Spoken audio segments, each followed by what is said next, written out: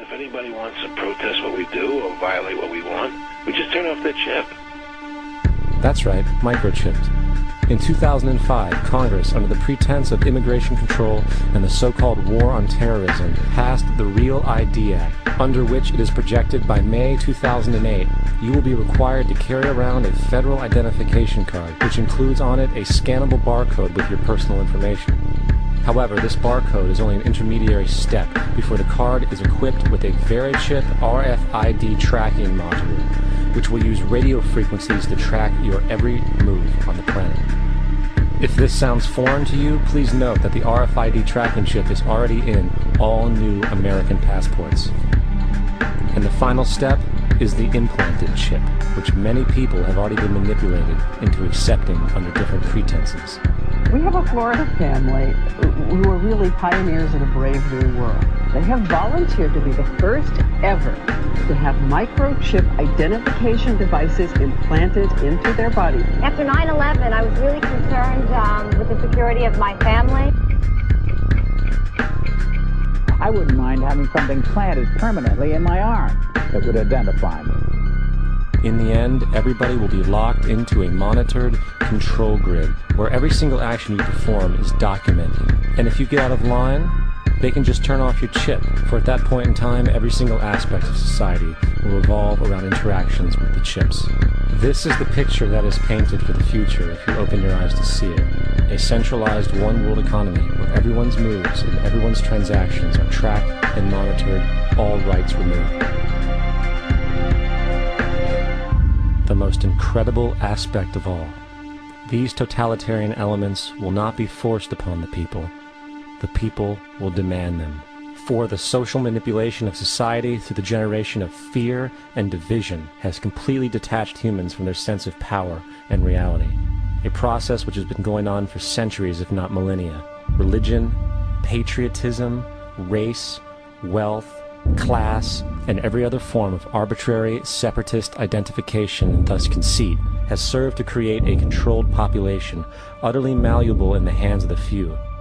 Divide and conquer is the motto, and as long as people continue to see themselves as separate from everything else, they lend themselves to being completely enslaved. The men behind the curtain know this, and they also know that if people ever realize the truth of their relationship to nature, and the truth of their personal power, the entire manufactured zeitgeist they prey upon will collapse like a house of cards.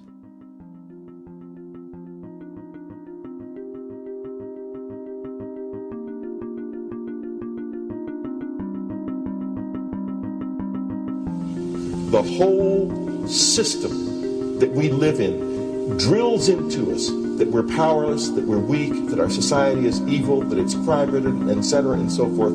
It's all a big, fat lie. We are powerful, beautiful, extraordinary.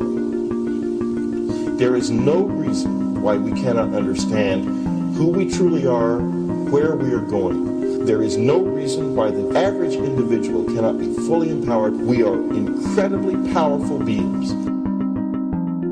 You know, I think I spent 30 years of my life, in the first 30, trying to become something. I wanted to become good at things. I wanted to become good at tennis. I wanted to become good at school and grades and everything I kind of viewed in that perspective. I'm not okay the way I am, but if I got good at things, you realize that I had the game wrong. The game was to find out what I already was. Find out what I already was.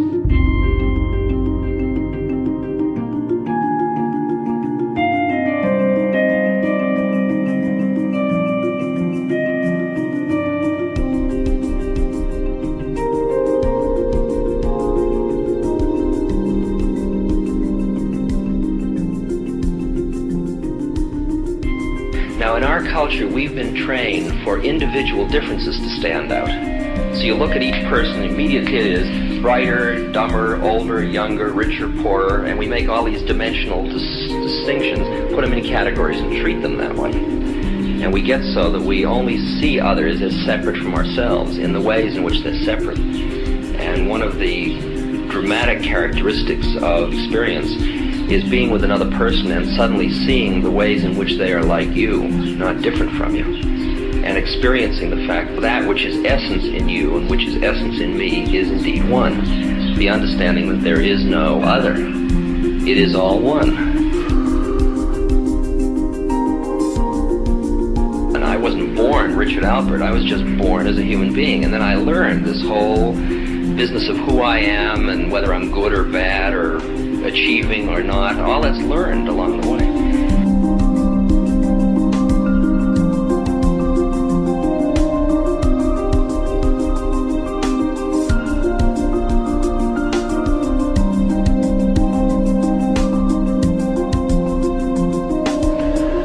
The old appeals to racial, sexual, religious chauvinism, to rabid nationalist fervor are beginning not to work. A new consciousness is developing which sees the earth as a single organism and recognizes that an organism at war with itself is doomed.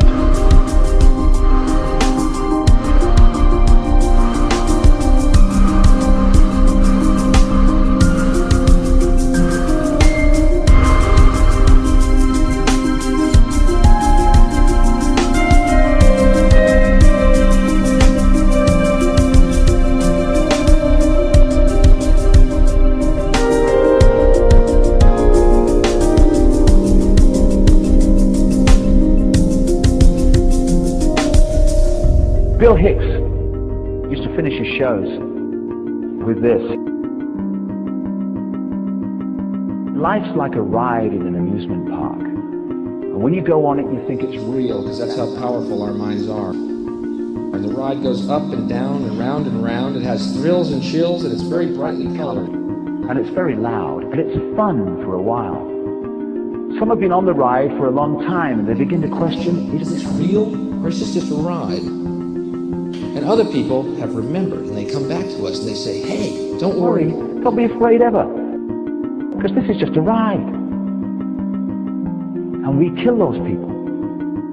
Shut him up, I've got a lot invested in this ride. Shut him up! Look at my furrows of worry. Look at my big bank account. My family, this has to be real.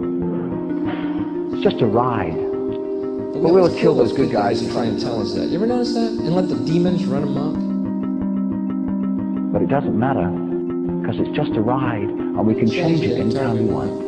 It's only a choice. No effort, no work, no job, no savings of money. Just a choice right now between fear and love.